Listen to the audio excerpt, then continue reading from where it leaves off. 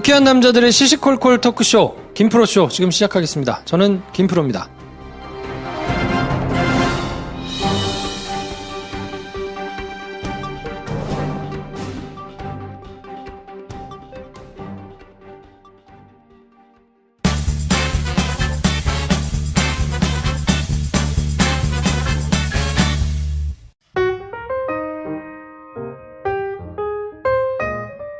어서오세요. 안녕하십니까. 안녕하세요. 네, 장편 영화를 준비하고 계신 배준현 감독님 나오셨습니다. 네, 남의 권태를 관찰하기를 즐기는 배준현입니다.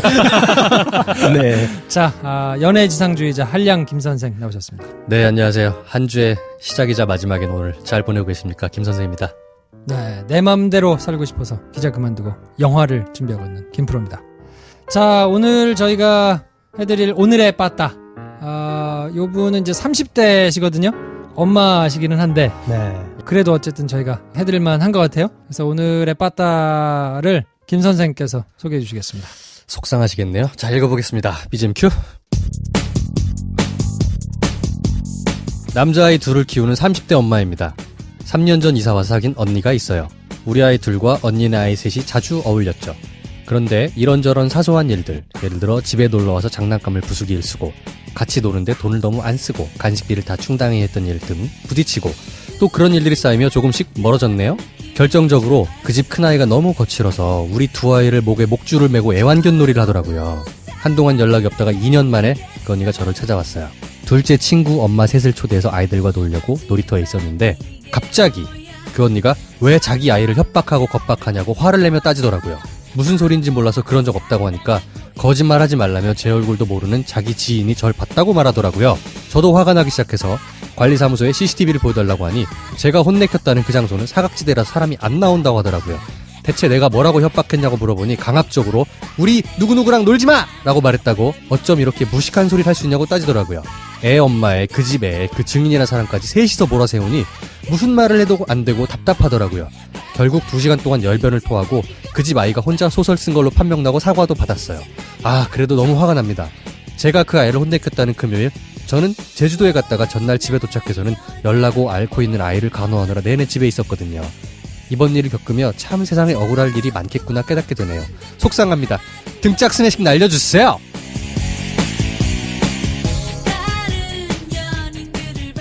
네. 네. 야, 이거 진짜 아이 키우는 입장에서는 이거 환장하려고 그러시죠? 진짜 열받네. 자, 일단 우리는 애가 없으니까 애 있는 김프로 어때요? 이런 경우가 덜어 있죠. 그러니까 이제 아이들이 뭐 어린이집에 가거나 유치원에 가거나 이제 이런 때부터 다른 집 아이와 뭔가 이렇게 일이 있어서 오잖아요. 네. 그럼 속상해요. 속상해. 그러게. 속상해. 속 많이 상해.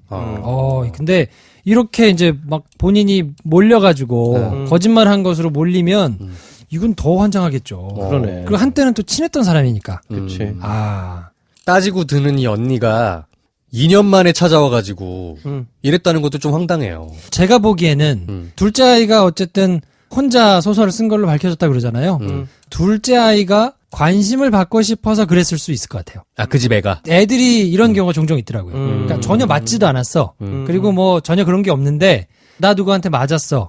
나 누가 뭐 괴롭혀. 이런 얘기를 하면 엄마들이 굉장히 격하게 반응하거든요.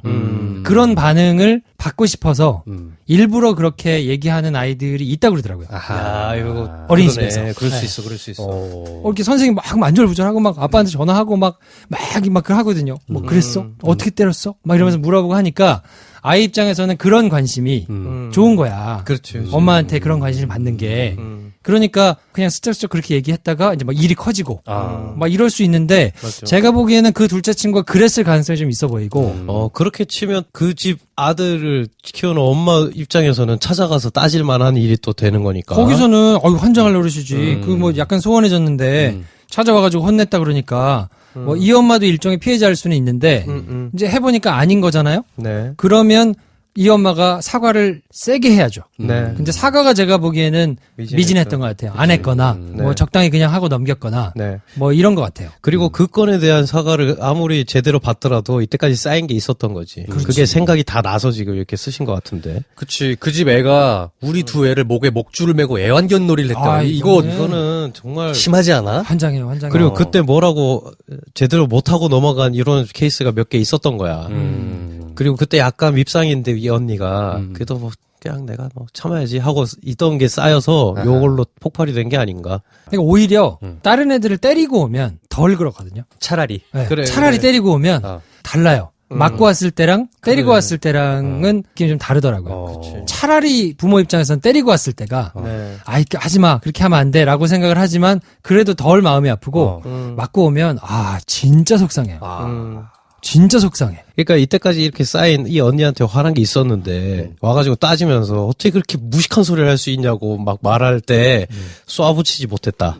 2시간 동안 열변을 토했지만 요 무식한 소리를 할 수 있냐고 시작한 이 언니가 사람 억하심정 들게 하는 말재주가 있어요. 그런 내가 거 봤을 같네. 때. 왜냐하면 제대로 말 못한 거야. 어. 이때까지 그런 일이 계속 쌓여 있었어. 근데 2년 만에 봤는데 첫 시작을 어떻게 그렇게 무식한 소리를 할 수 있냐라고 하잖아요.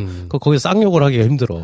내가 되게 엘레강스하게 논리적으로 얘를 논파해버리고 싶다는 생각이 들게 만들거든요. CCTV 찾아봐라. 거긴 사과질해서 없대.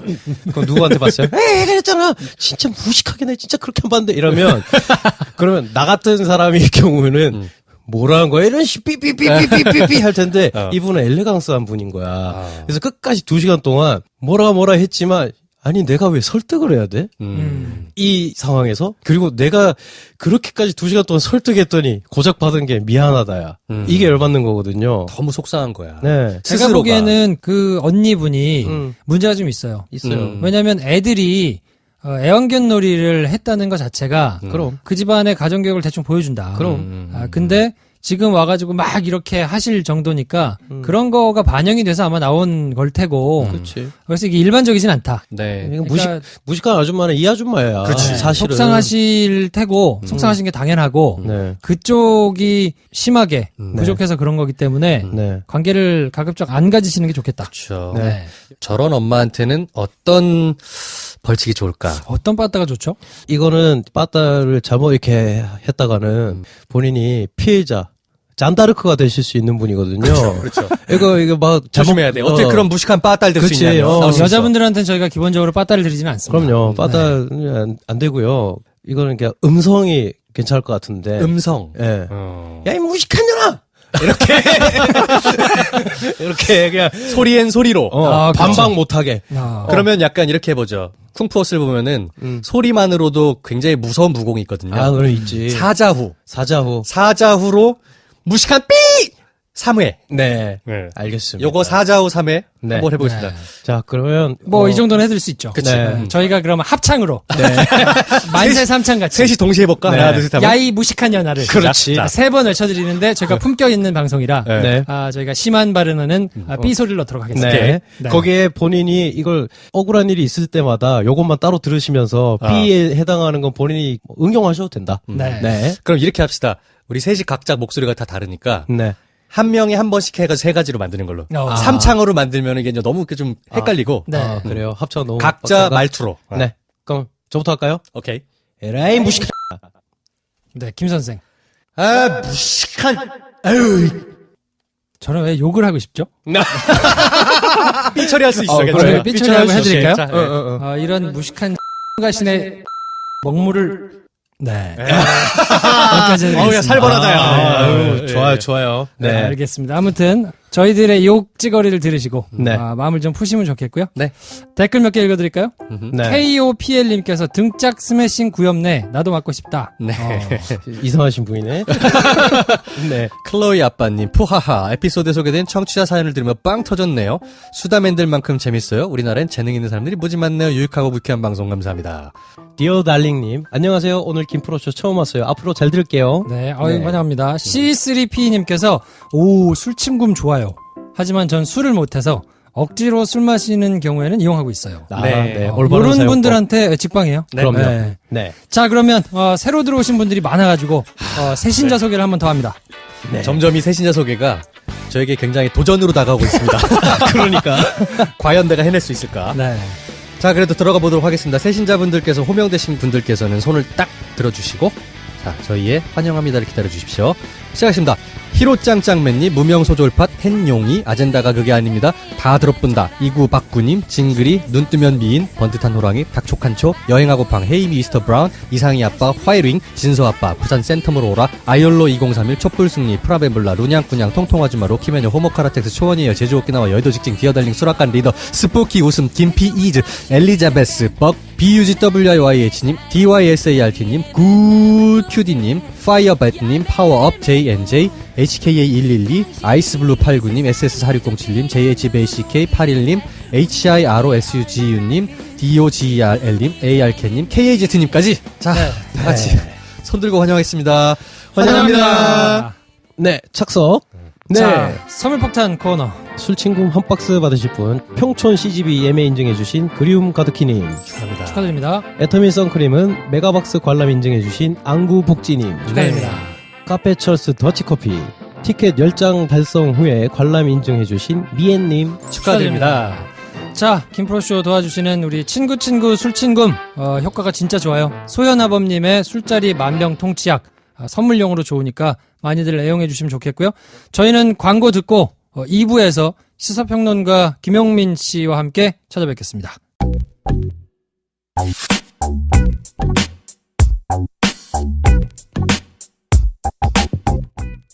여러분께서는 지금 새 남자의 시시콜콜한 토크쇼 김프로쇼를 듣고 계십니다. 전 수원에 사는 에드워드 K입니다.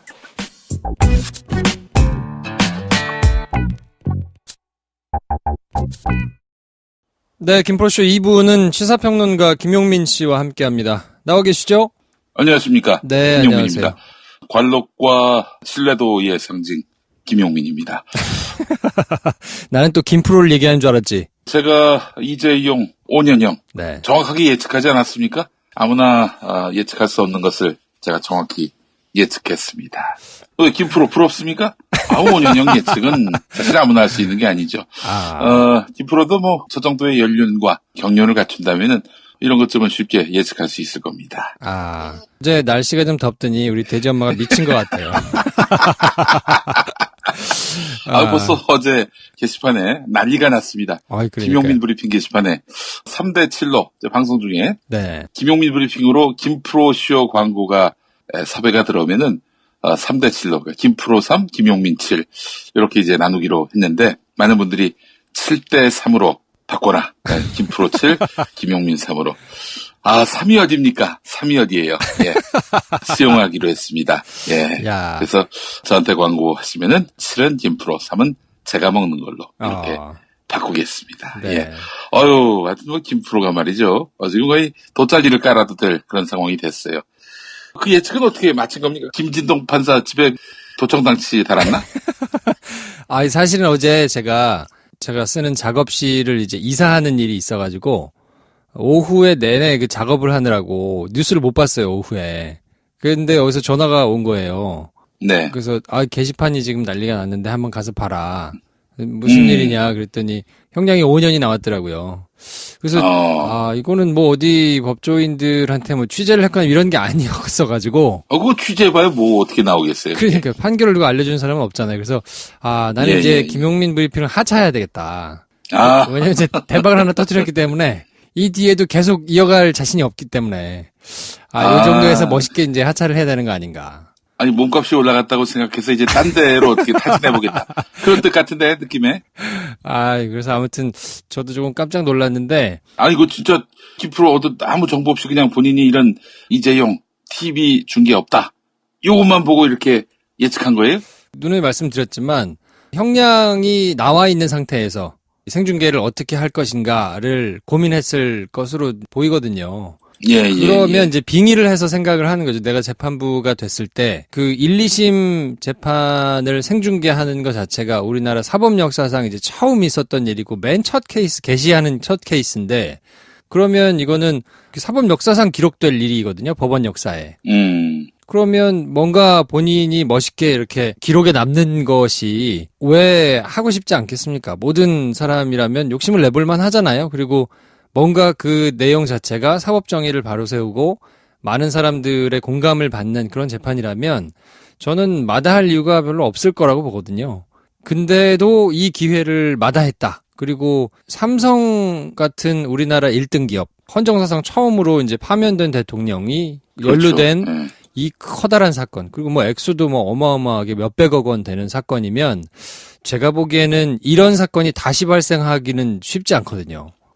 우리나라가 그래요. 굉장히 후진적이어서 사실 지금 발생한 것이지 이런 사건이 뭐 자주 일어날 수는 없기 때문에 사건 자체만 놓고 보더라도 굉장히 드문 사건에다가 말씀드린 대로 우리나라 법원의 위상이 굉장히 높아질 수 있는, 또 헌법재판소에서 파면 결정을 내렸던 것 때문에 헌재의 위상이 굉장히 높아져서 내심 그것이 조금 불편한 그런 이제 법원의 관계자들도 꽤 많은데, 아, 그래, 우리나라 법원이 살아있지, 뭐 이런 여러 가지 좋은 호재가 있는 사건임에도 불구하고 무죄 추정의 원칙과 뭐 피고인의 이득이나 이런 걸 공익 뭐 이런 거를 얘기를 들면서 하는 거 보니까 논리적으로는 잘 설명이 안 되더라고요.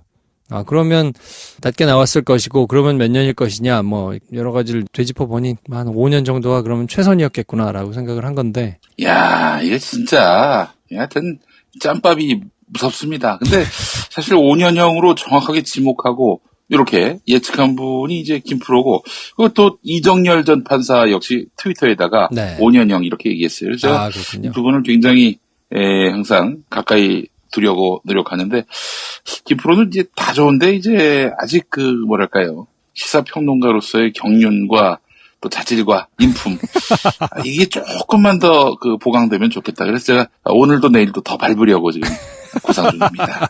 아이, 저는 뭐 평론가 할 생각 네. 없고요. 전 영화 만들어야 되니까. 아, 평론가는 뭐 그래요. 굳이. 예.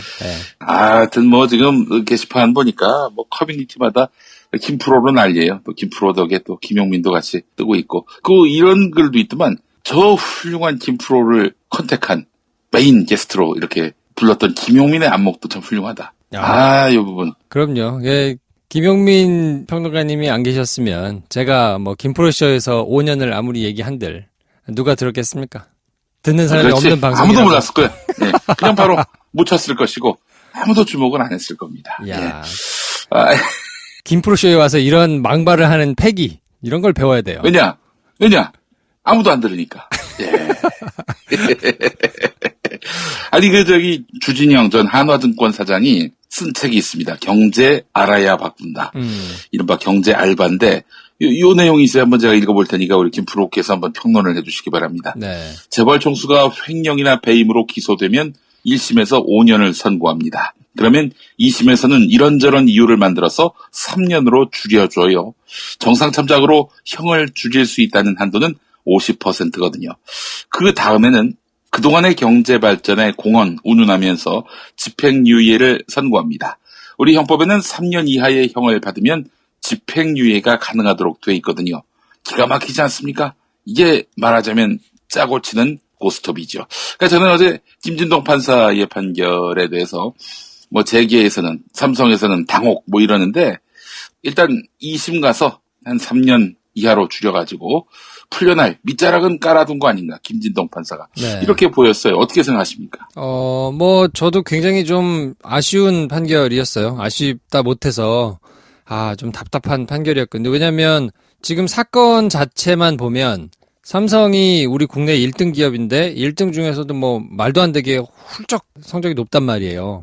글로벌에서도 굉장히 이제 높은 기업이고, 그런데 그런 기업의 총수가 대통령에게 뇌물을 주고 자신의 이득을 챙긴 사건이란 말이에요. 예. 근데 이제 이득을 챙겼다는 게 경영권을 본인이 이제 승계를 한 건데, 경영권을 승계하려면 지분을 많이 갖고 있어야 되잖아요. 근데 지분을 많이 확보를 하는 방법이 합법적으로 있거든요. 그냥 증여를 받거나 이러면 돼요. 근데 세금을 많이 내야죠. 그만큼. 그러니까 그만큼의 돈을 지불하고 경영권을 승계할 수 있는 방법이 없지 않은데도 불구하고 뭔가 세금을 덜 내고 자기의 경영권을 확보하려고 이제 노력한 거라서 동기가 좋지 않아요. 불순해요. 그리고 경제 정의에도 맞지 않고. 근데 이런 사건인데 이거에 대해서 삼성이 처음에는 어떻게 얘기했냐면, 대통령이 무섭지 않느냐. 대통령이 강요를 했기 때문에 어쩔 수 없어서 준 거다라고 검찰 수사 초반에는 얘기를 하다가 나중에 재판 와가지고는 바꿨단 말이에요. 이재용은 몰랐고 미전실에서 알아서 한 거다라고 이제 얘기를 바꿨는데 논리적으로도 좀 말이 안 되잖아요. 그래서 뭐 뇌물, 횡령, 재산 국외도피, 범죄 수익 은닉, 위증 이렇게 이제 5가지 혐의가 적용이 됐는데 이 5가지 혐의 중에서 완전히 무죄를 받은 혐의가 하나도 없어요. 앞에 4가지 뇌물, 횡령, 재산 국외도피, 범죄 수익 은닉에 대해서는 일부 다 유죄가 나왔고 위증은 뭐 전부 이제 유죄가 나왔는데 이렇게 전부 다 유죄를 선고를 했는데도 불구하고 고작 5년형인 거니까 물론 이제 뇌물을 공여한 사람, 그러니까 뇌물을 준 사람의 형이 뇌물을 받은 사람 형보다 가벼운 거는 사실인데 그럼에도 불구하고 이제 뇌물죄 말고 뭐 재산국외 도피는 사실 그 하한선이 징역 10년 이상이거든요. 근데 이런 거에 대해서 그냥 5년으로 나왔다는 거가 굉장히 실망스럽다고 말씀하시는 분들도 많고 이제 2심에 가가지고 이게 형이 줄어드는 거 아니냐, 집행유예가 되는 거 아니냐 하고 걱정하는 분들도 계시거든요. 이게 아예 말이 안 되는 것도 아닌 게 어려운 말로 장량감경이라는 게 있어요. 법에 딱 정해놓은 이제 감경 사유가 있거든요. 이러이러한 경우는 좀 형을 줄여준다라고 하는 게 있는데 그게 이제 대표적인 게 이제 심신미약 이런 거거든요. 이제 뭔가 정신적으로 문제가 있거나 아니면 좀 이렇게 정상이라고 볼 수 없는 사람이 범죄를 저질렀을 때 이거는 좀 형을 줄여줘야 된다. 그리고 또 이제 뭐 살인 미수처럼 범죄가 완전히 성립하지 않은 경우는 좀 그래도 형을 낮춰줘야 돼. 이렇게 법률로 아예 정해놓은 경우가 있어요. 이건 감경해줘라. 이렇게. 근데 재판부가 재량으로 감경을 할 수 있는 게 그 형의 2분의 1이에요. 반절까지는 깎아줄 수 있어요. 그러니까 만약에 김용민 씨가 뭘 잘못했는데 10년형을 받으면 그 뒤에 여러 가지 뭐 김용민 브리핑을 열심히 하고 뭐 요런 거를 다 정상 참작해가지고 그러면 깎아주겠다 할 때 깎아줄 수 있는 게 2분의 1까지니까 10년 받았으면 5년까지 깎아줄 수 있어요. 그게 감경 사유가 될 수 있을까요? 김용민 브리핑을 열심히 만들었으나 김프로 같은 사람을 착취한 점 뭐 요런 거를 들어가지고 이제 장량 감경을 한다고 했을 때 반절 깎아줄 수 있는 거거든요. 근데 5년을 왜 했느냐? 이제 꼼수다라면서 주장하시는 분들은 5년의 반절까지 깎아주면 2년 반이잖아요. 그렇죠. 근데 집행유예를 선고할 수 있는 형이 3년 이하예요. 예, 그러니까 3년 이하형을 받아야 집행유예를 해볼 수 있는 거라 만약에 뭐 7년 이렇게 선고를 해버리면 반절을 깎아줘도 3년 반이기 때문에 3년 반은 꼬박 살아야 돼요, 실형을. 근데 5년인데 지금 장량감경을 딱히 하지 않았거든요. 1심 재판에서는 깎아줘서 5년이 아니고 그냥 무겁다, 유죄다, 뭐 다 이렇게 했는데 5년이라고 때렸거든요. 그러니까 2심에서는 뭐 국가 발전에 공헌한 점, 또 반성하고 있는 점 이런 점을 들어서 3년에 집행유예 5년 이렇게 때려도 사실은 할 말 없는 거거든요. 근데 여태까지 이 3호 법칙이라고 그래가지고 징역 3년에 집행유예 5년을 받은 재벌들이 꽤 있어요. 그 전에. 물론 이거는 이제 법원에서 양형 기준을 만들고 뭔가 이 재벌 범죄에 대한 좀 형을 엄격하게 해야 된다라는 이 움직임이 생긴 게 한 2010년 뭐 요 언저리인데 그 이전에 이렇게 받은 사람들이 많기는 한데 징역 3년에 집행유예 5년을 받은 사람이 많기 때문에 야 이거 다시 3호 법칙이 살아나는 거 아니냐 라면서 좀 의심 어린 눈초리로 좀 보시는 분들도 많은데 그렇지 않으라는 법이 없는 거죠. 김명수 대법원장이 만약에 인준을 받아서 대법원장이 된다면 2심 판결 아무래도 이재용 씨한테 유리하게 돌아갈 것 같지는 않은 그런 기대도 있는데 어때요? 그렇죠. 아무래도 재판부가 신경을 쓸 겁니다. 대법원장이 누가 되느냐, 그리고 대법원의 기조가 어떻게 되느냐. 이제 왜냐면 여기서 판결을 하는 사람들도 대법원장이 임명되고 나면 이제 6년 동안 나름대로 길이 정해지는 거잖아요. 그러면 그렇지. 윗사람들 눈치를 안 볼 수 없거든요. 그러니까 앞으로는 어떤 재판부에 배정이 되고 그 재판부가 또 어떤 성향을 가지고 있고 앞으로 법원의 진영이 어떻게 갖춰지고 이런 것들이 굉장히 미묘하고 복잡하게 작용할 가능성이 있기 때문에 지금 단언을 하기는 조금 어려울 것 같고요. 그리고 지금 뭐 한 6개월 정도는 또 이제 2심 재판을 해야 되는데 삼성에서는 당장 입장을 내놓은 게 억울하다. 전부 다 무죄 받아야 된다라고 지금 얘기하고 있거든요. 걔네들은 그러겠지. 네, 당연히 검찰은 양형이 좀 부당하다, 너무 가볍다라고 해서 이제 항소를 할 거고, 삼성에서는 공식적으로는 야 이거 전부 무죄다라고 하고 있지만 속으로는 굉장히 쾌재를 불렀을 거예요. 할 수 있는 모든 걸 다 했어요. 선방을 한 거예요, 정말로. 생중계도 안 나왔지. 그리고 전부 다 유죄가 인정되긴 했지만 그래도 그 중에서 가장 가벼운 형 나왔지. 이게 장량감경을 한다 그러면 집행유예가 가능한 뭐 요런 선고형이 지금 선고가 됐으니까 삼성 입장에서는 그래 할 수 있는 최선을 다해. 물론 이제 이재용 부회장 입장에서는 실형이 5년이 나왔으니까 굉장히 좀 깝깝하고 오너 앞에서나 이렇게 뭐 결정원자 가족들 옆에서는 심통하겠지만 자기들끼리 모여서는 선방했다라고 지금 얘기할 거거든요. 씨발 짜증나네 진짜. 아니 그러니까 어제 그 판결로 기분 좋을 사람이 이제 삼성의 그 이재용 똘마니들하고 그리고 김프로 아니에요. 저는 같은 놈들. 저는 이제 더 이상 주목받으면 안 된다니까요. 이게 자꾸 성지가 돼가지고 찾아오시는데 부담스럽습니다, 여러분.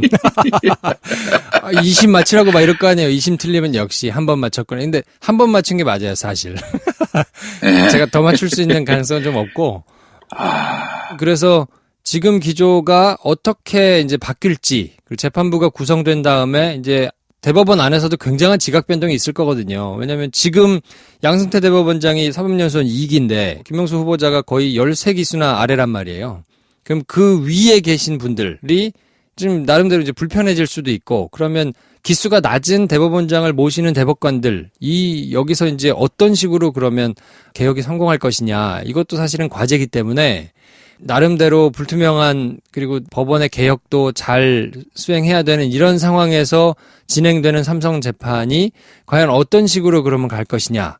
이거는 진영이 꾸려지고 또 대법원장이 어떻게 되는지를 보고 난 다음에 조심스럽게 좀 점쳐볼 수 있지 않을까 싶은데, 저는 삼성이 워낙 힘이 센 데다가 현실적으로 인정은 해야죠. 뭐 수백 명의 변호사를 거느려서 지금 돈을 어마어마하게 이제 자기들이 그 변호사 비용만 해도 엄청날 테니까요. 나름대로 막 그 총력을 기울여가지고 지금 총력전을 펼칠 텐데, 그러면 그 와중에서 일반 다른 사람들하고는 좀 다를 거거든요. 그리고 박근혜 전 대통령 재판하고도 확연히 다를 거예요. 박근혜 전 대통령은 중형이 불가피합니다. 그렇지. 아무래도 준 사람이 이렇게 형을 받았는데 받은 사람이 그보다 적은 형을 받는다든지 무죄가 나온다든지 이게 말도 안 되는 얘기거든. 그럴 수는 없죠. 그리고 이미 끈이 떨어지신 분이기 때문에 일부 지지하는 층이 있긴 하지만 지금 대통령 지지도가 거의 7, 80%씩 왔다 갔다 하면서 나오는 상황에서 박근혜 전 대통령을 굳이 해줄 이유가 없거든요. 그러니까 여기는 나름대로 이제 중계도 할 거라고 봐요, 저는. 중계도 하면서 엄벌을 내리고, 그럼 10년 이상, 12년 이렇게 이제 나올 가능성도 좀 있다고 보거든요. 그런데 삼성의 경우에는 이제 상황이 조금 다르기 때문에 이게 어떻게 진행될 것이냐. 저는 물론 이렇게 이제 사모법칙이 되살아나는 거 아니냐, 이렇게 걱정하시는 분들도 계시기는 하지만, 그래도 지금 법원이 세상도 바뀌었고 또 안에서도 나름 지난 시절 한 10년 동안의 법원의 움직임이나 판결이나 이런 거에 대해서 자성의 목소리도 나오고 있기 때문에 그런 거에 대해서 나름 이제 소신이 있거나 생각이 있는 분에게 만약에 재판이 간다 그러면 1심보다는 훨씬 중한 형이 나올 가능성도 있다. 저는 개인적으로는 그렇게 좀 봅니다. 그래요. 김프로가 예측을 했는데 저도 내심 좀 틀렸으면 좋겠다. 더 많은 형이 나와서 한 10년 형이 나와서 아주 엄벌에 처해야 한다라고 생각을 하는데 이게 이렇게 나오니까 좀 굉장히 허탈한 면이 없지 않았어요. 근데 2심에서도 예를 들면 더 봐줄 수 있는 털을 닦아 놨다는 점도 상당히 좀 열불이 나고요. 또 지난밤에 표정 관리를 했을 것이다. 이런 얘기 들으니까 더 야마돌고요. 예. 이 결국 적폐는 우리 사회에 박근혜 위의 권력은 이재용이다라는 점을 분명히 인식하고 2심 재판에서 그런 엉뚱한 판결 못하도록 강하게 압박할 필요가 있겠다. 그 생각이 드네요. 네. 이게 어쨌든 시간이 지나면서 사람들이 이제 관심에서 조금씩 잊혀져 가고 이런 것들이 있기 때문에 적폐를 청산하는 데 있어서는 많은 시민분들이 좀 계속해서 관심을 가지고 지켜보는 일이 좀 가장 절대적으로 중요합니다. 예, 알겠습니다. 근데 오늘 이거 김프로쇼인데 해설은 내가 해야 되는 거 아닌가? 근데 내가 해설을 해봐야 당신만큼의 그 퀄리티가 나올 수가 없어요. 아니 그래서 김용민 브리핑에 무슨 김프로이드 하는 것 같아 지금. 아니, 근데 사실은 또 우리 애청자분들이 아무도 안 듣겠지만은 그래도 이 시간에 김프로의 추가 해설을 원하지 나의 그 뭐 알지도 못하는 내용 얘기를 원치는 않을 거라는 생각이 들어서 오늘 아주 잘 배웠어요.